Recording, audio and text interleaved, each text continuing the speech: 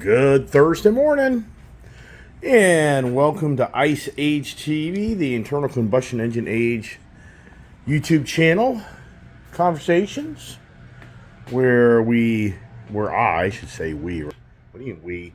I'm not talking on a YouTube channel. You are. Yeah, it's a YouTube channel where I talk about my cars, motorcycles, my addictions to life of being a motorhead, I guess, and other general topics. And try to give you information that maybe helps you see things differently, or just you get information to help you make decisions. And that's all I do. So the channel thinking if I can share my enthusiasm of all my vehicles, you can have a chance to participate and see if the vehicles I own make sense to you. Does that kind of make any sense, right? And yeah, which technically I was supposed to be leaving this morning. So this is Thursday morning, and I just kind of pulled back a little bit due to some weather up north. I really didn't want to drive into some heavy rain up north, getting in later this evening, and winds, and I just didn't feel like it was right to go back in that, so I'd rather go back there another day. So looks like it'll be Sunday before I start heading back. And yeah, I'm sharing information with you, right? Yes, what's the theme of the channel this morning is, I think it's information. You know, I swear I made an information theme, but I just can't keep track because of doing daily morning conversations. Is a lot of information. If you do it every day, you add up a lot of videos, you try to figure out what you talked about, what you didn't, but each one will have a different theme just for different ways of kind of talking about it. So thought, yeah, today could be information age. Isn't that kind of the word that we have more than ever, is the information age? And here's, if you watch my daughter and dad yesterday have their antics of planting plants. That was yesterday's kind of funny video. It was kind of pretty funny if you kind of watch it. My dad and my daughter doing landscaping around the house here, and it's always an adventure to get those two involved. It was also always an adventure with my dad just growing up. He's always been the funny guy to hang out with, you know what I mean? What am I doing with all his bikes? Yeah, that's a whole other story. And wow, I got a phone call yesterday. Channel, if you really follow my channel, I had a black Ram 2500 truck, Ford or Omega cab that I bought, and I made a huge mistake, and I'll just kind of keep that to myself. Some that know that, and man, this is going back to October of last year, and I just got a phone call yesterday that truck is ready to come home. Wow. And it's been borderline a fiasco. I haven't talked much about it.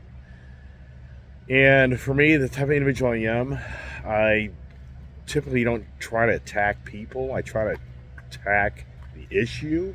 But for some reason in this world, a lot of people are about attacking others. It's just really sad how people operate in life instead of attacking the subject at hand. So we'll find out. I mean, next week you're going to see more about that when I get back up north, but it was just such a great phone call from a young man that really helped me out. And but until I see the truck and things kind of play out, until then I don't want to say a lot because maybe I'll be eating my own words. But the gentleman came across the phone, called me, did FaceTime, and wow.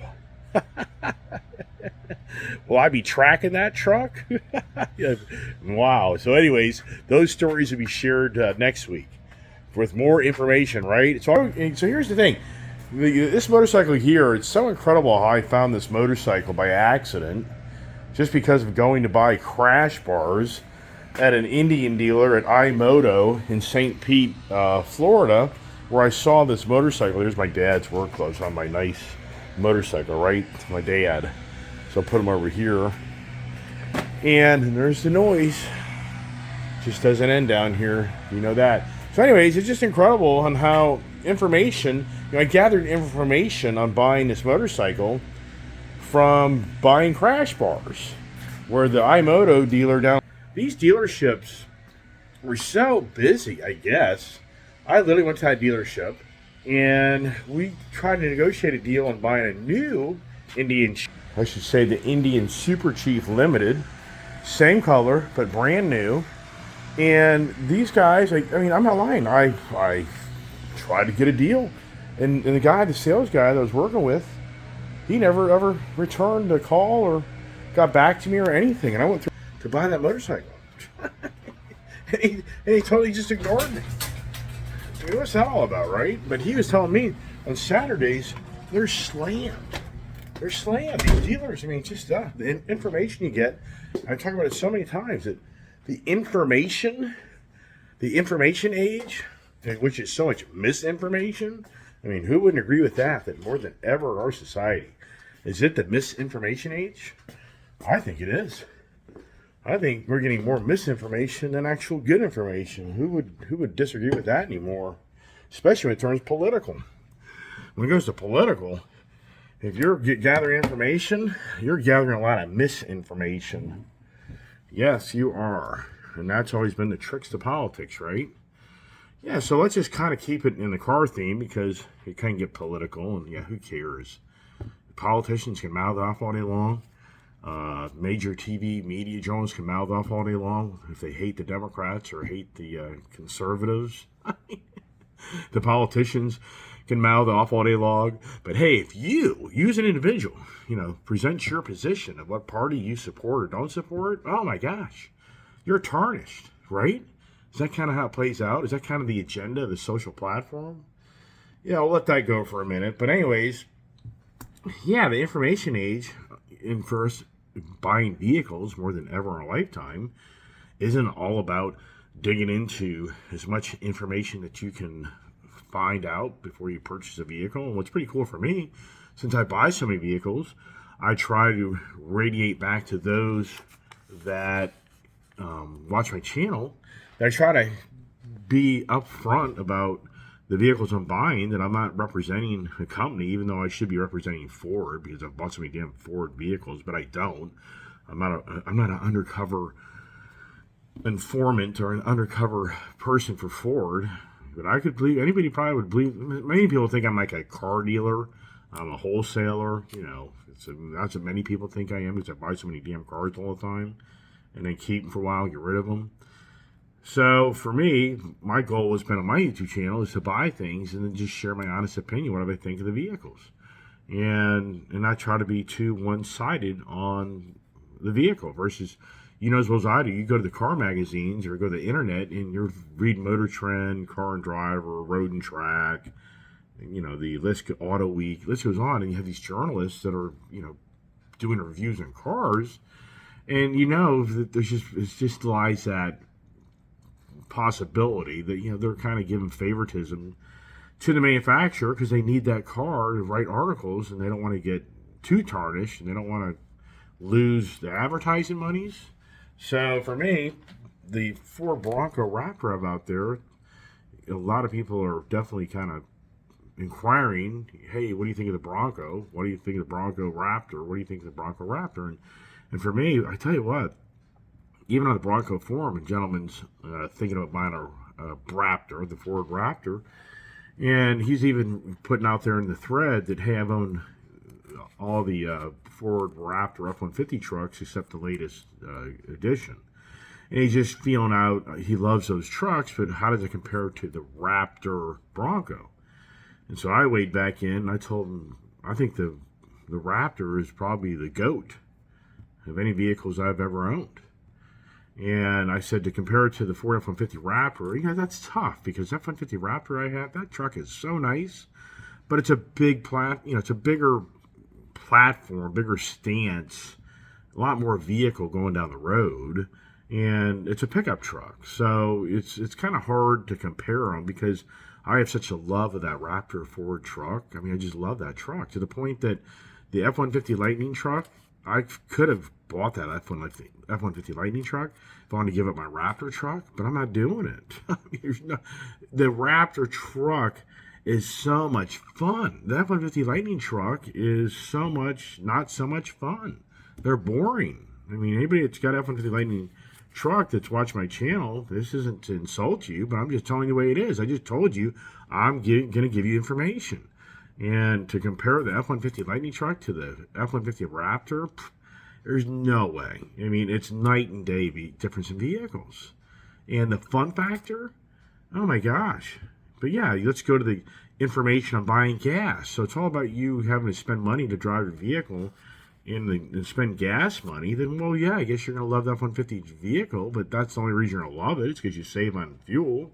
And don't get me wrong, F-150 Lightning truck is a nice vehicle. I'm not saying, it never said F-150 Lightning truck is not a nice vehicle. What I'm saying to you is, I had an opportunity to pick up another F-150 Lightning truck, but Ford Motor Credit's like, you got to give some stuff up. Yeah, am I giving up my F-150 Raptor? Nope, I ain't doing it. But now, keep in mind, if I hadn't already owned 2 Lightning trucks, it's possible I would have, because I didn't really know the truck, and that's the whole point I'm trying to radiate to other people here watch my channel. I buy a lot of things, and I drive a lot of things, and since I own a lot of things, I can honestly tell you my own opinion. Everybody has an opinion, I get all that, but I can tell you my own experiences.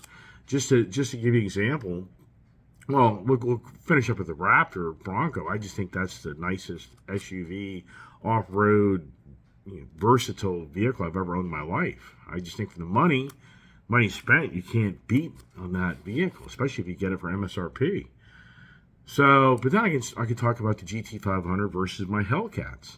And in fact, I even irked a lot of my Hellcat forum members, a few years ago when I basically got rid of all my Hellcats because the GT500 ruined my Hellcat fun. And I know a lot of people be like, this guy's just delusional. Well, here's the thing. I'm just telling you the way I look at things and how I experience things, and I'm not playing favoritism.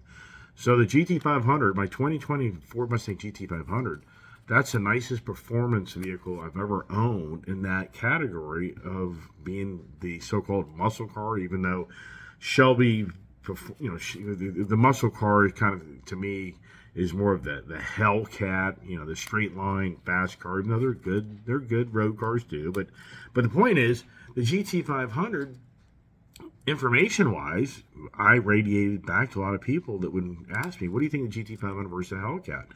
And my response would be, even for me, I am so disappointed that the GT500 is so really nice that it separated me from my Hellcats.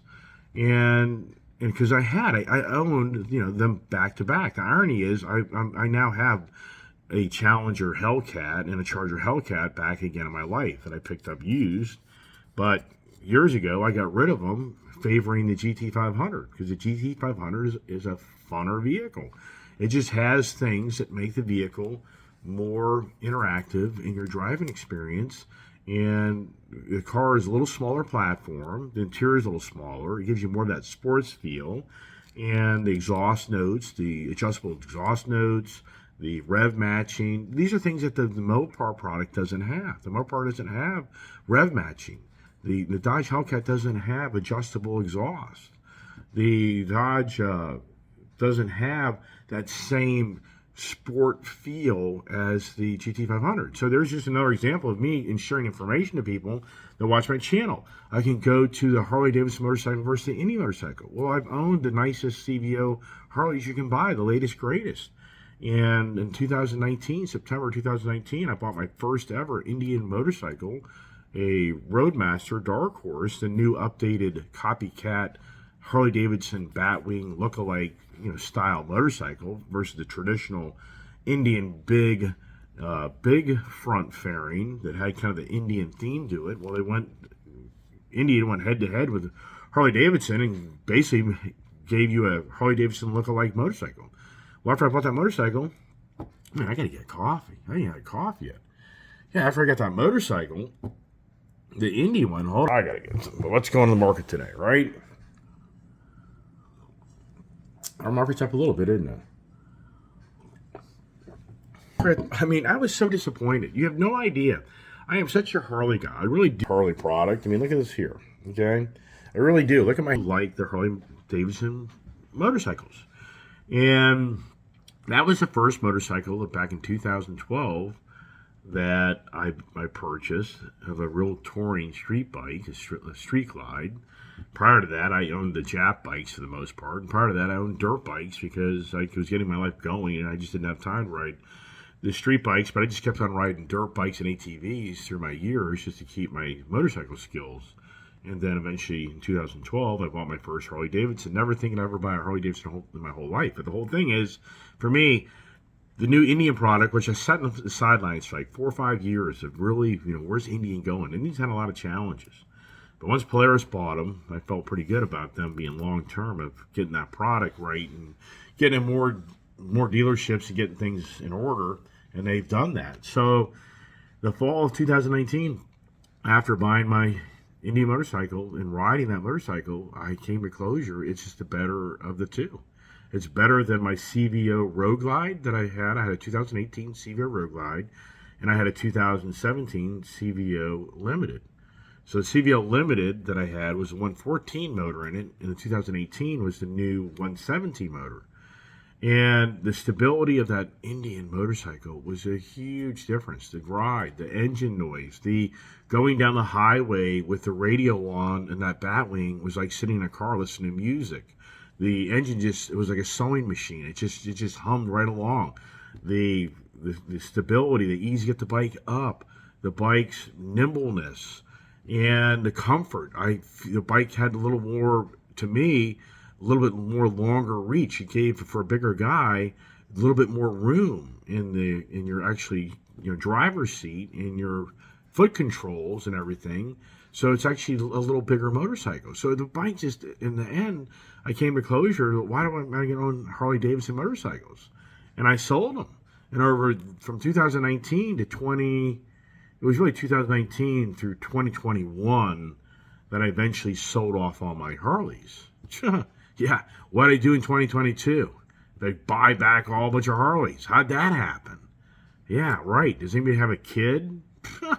And it all was created by Friendship Motorsports in Virginia, Bristol, Virginia, that couldn't get a deal done on Indian Pursuit that I bought. That's where it all started. If you watch my videos, oh my gosh. So the whole point is I share information on my YouTube channel, the vehicles that I buy, that I try to radiate back to you what I feel makes sense and is going to fit the seat of your pants. But at the end of the day, everybody has a different thing that they want, a different feel, and I understand all that. But at the same time, I'm just trying to radiate back to people on my YouTube channel that watch me and listen to me.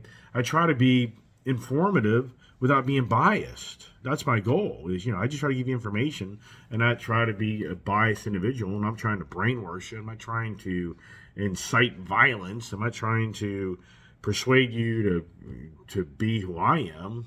God forbid you do that, you poor soul. Yeah, I'm not trying to accomplish that for you.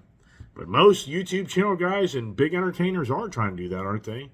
So anyways, back to information. I can just go down through a list of all the vehicles I've owned, motorcycles, cars, trucks, SUVs, and I just feel I can, on my channel, give informative information to help somebody come to closure. Just like I was saying on the Ford Bronco, sincerely, somebody came to me and said, the Raptor's really nice, but it's a little salty, a little pricey for me. It's very challenging to get one.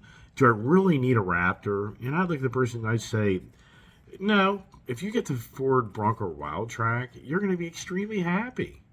I would never have sold my Bronco Wildtrak for being unhappy. So I never sold that. It was just a mistake. It's the car gods. I just am such a car enthusiast, motorhead.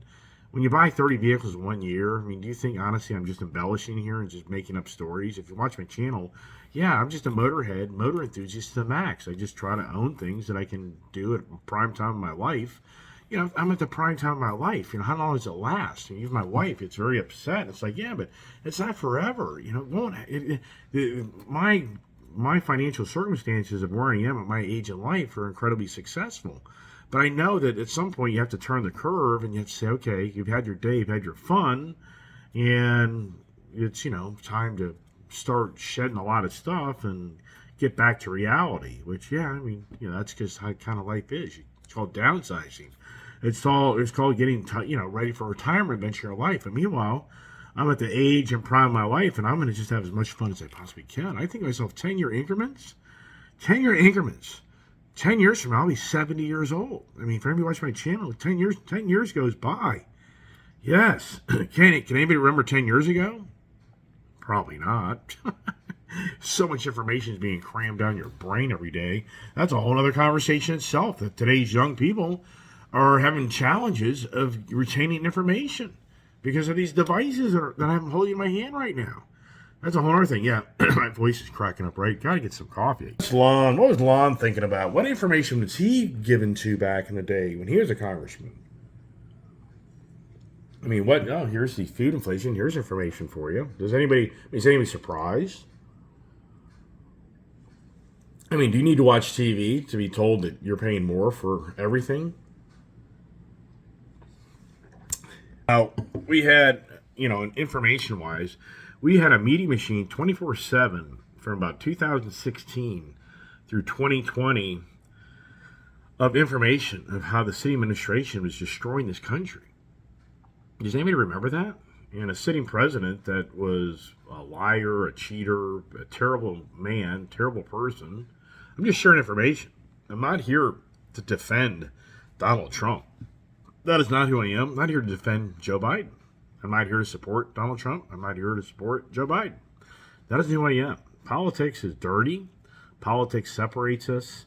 Big business owns politics. And if you haven't figured that out yet, then you don't know politics. So you're wasting your time arguing with people over sitting political parties that are being bought off by all the big business. If you haven't figured that out, then you need to move on and do something else. You're just like, for me, could I have been a star football player? I couldn't. Didn't have those talents. I didn't stay in that direction.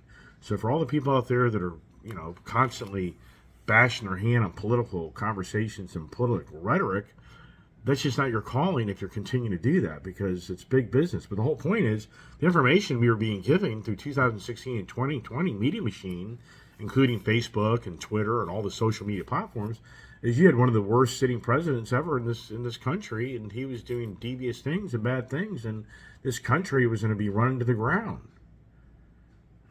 But now, yet we have a man named Joe Biden in the office, and we've got the most expensive, we have the highest inflation ever that I know of in recent times. And we've got a war in Russia and Ukraine that's sucking the tax dollars, billions and billions of dollars out of this country. I mean, and we have illegal immigration at one of its highest levels ever. I mean, think this through. Does this make any sense? So, and I'm not here to support things. I'm here to just share information. Just for anybody to step back for a second and just kind of think this through. So right now, there's 900 participants that went down to the January 6th, stole the election rally, and decided to get all riled up. And there's so many variables on how that all played out. There's so many theories that it was actually the Democratic Party set up all those individuals because the National Guard and the police weren't there to really try to protect. The police were understaffed. I mean, there's so many variables. I get all that. But here's what I'm trying to convey. It goes both ways. One person will say it's radical, another person will say it was justly done. Okay, here's the point.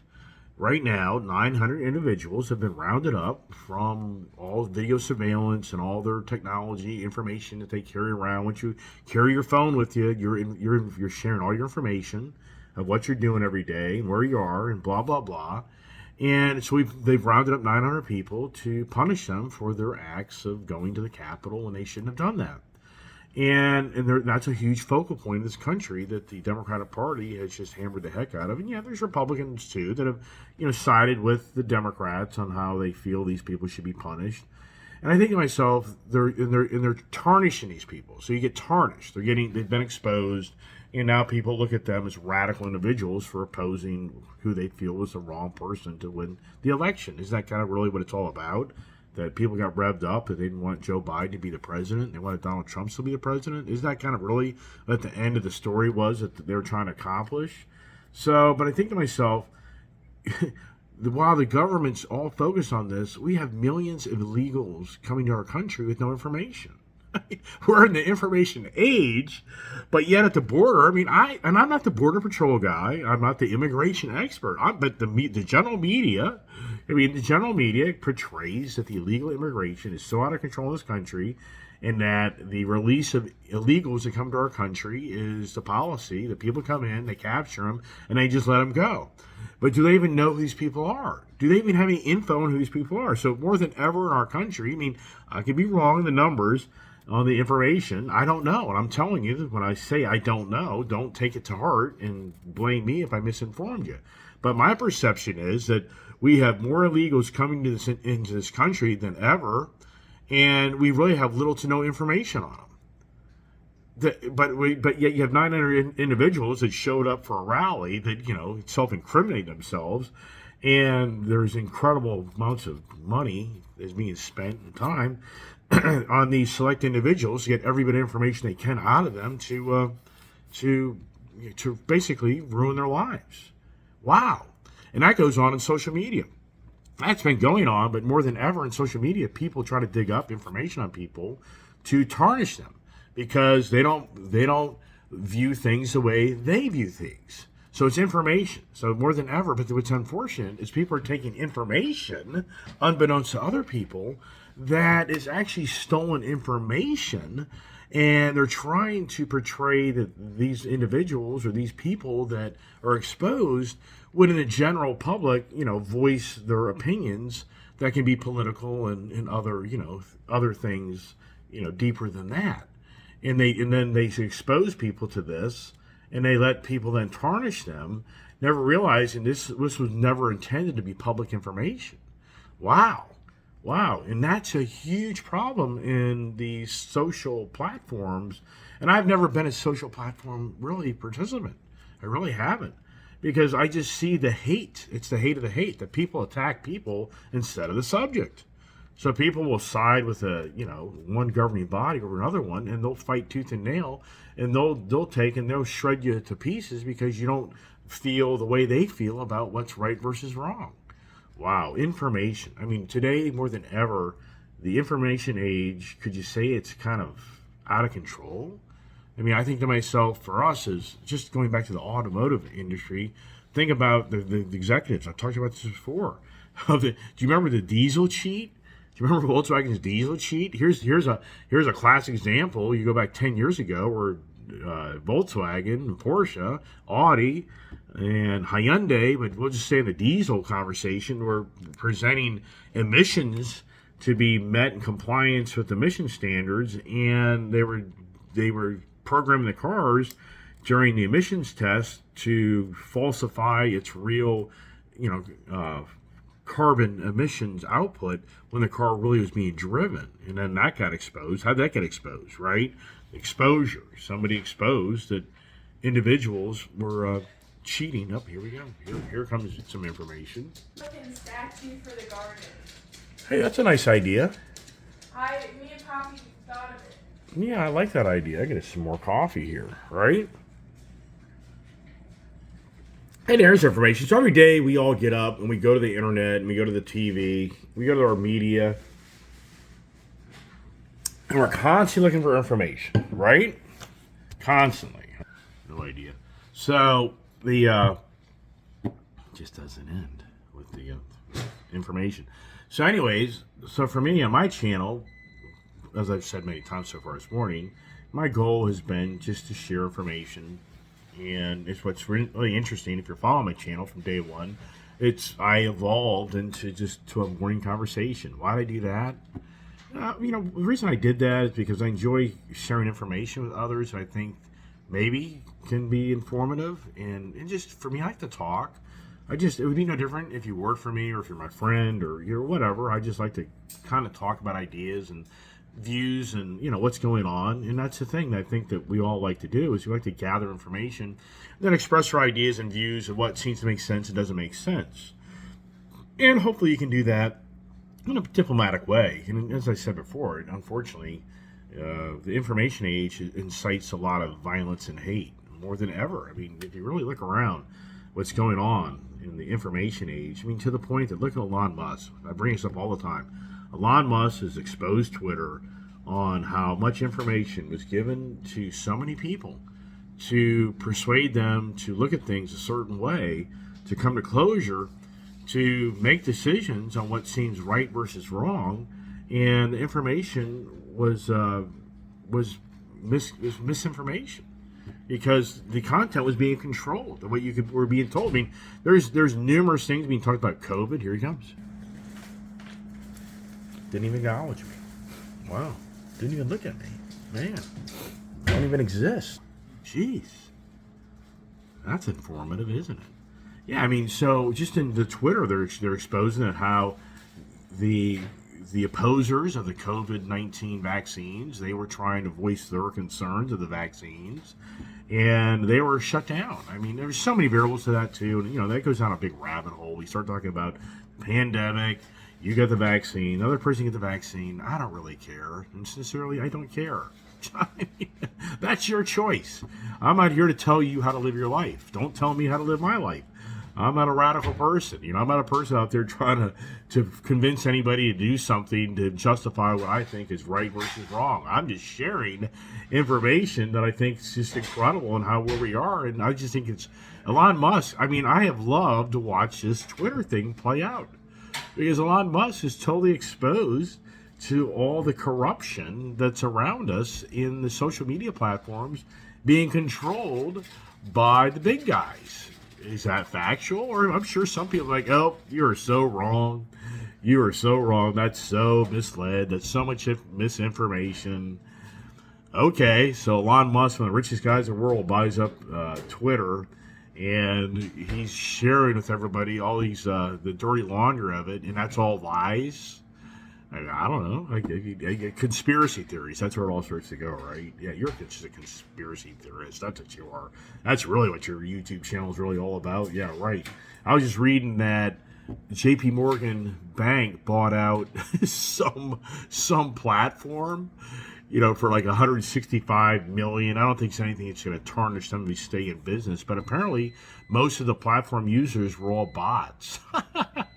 So they just bought a platform for basically there's not really any real user base.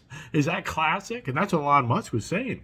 He truly felt that the bots in Twitter is huge to support all these so-called informative expert people that used to be on there all the time sharing their views on how, the minority is the majority. I mean, where's that information, right?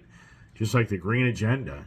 Is it the majority? Do the majority of people really believe that the Green Agenda has all the answers and that their views? Oh, yeah. It's one thing I meant to talk about yesterday was, so in 2021, it's talking about the Paris Accord or the Paris, energy, Green Deal thing. Let's get some more coffee here. So apparently, this is crazy. So in 2021, which is kind of intriguing, is 2020 was the pandemic, the whole country shut down. 2021, the country still wasn't really back to 100%. But apparently, this country emitted 5.1 billion tons of carbon. But China emitted like 11.2 billion tons of carbon emissions. Yeah, so it's growing every year. So as every other country is cutting back their emissions, China's emissions is growing. So it's just like playing basketball. I scored 2 points, you scored 2 points. We're just at zero, right? We're not accomplishing anything. So what I'm trying to say is, if most nations cut back their carbon footprint by the billions, but China continues to grow by the billions of emissions footprint.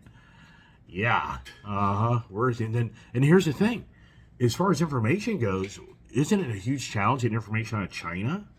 I mean, here we're focused, once again, we're focused on the select people in this country that seem to be radical individuals, which I get all that, I understand. But at the same time, here's China that we can't even get information out of. And so Kevin McCarthy apparently is on that project. Yeah, good luck.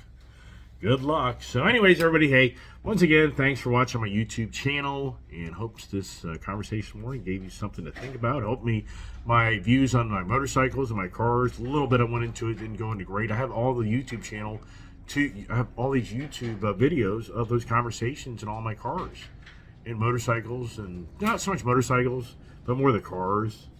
So stay tuned for more adventures. And what are you doing today? I don't know. I gotta get to work. So thanks for watching. Thanks for nice comments and support. God bless. Stay safe and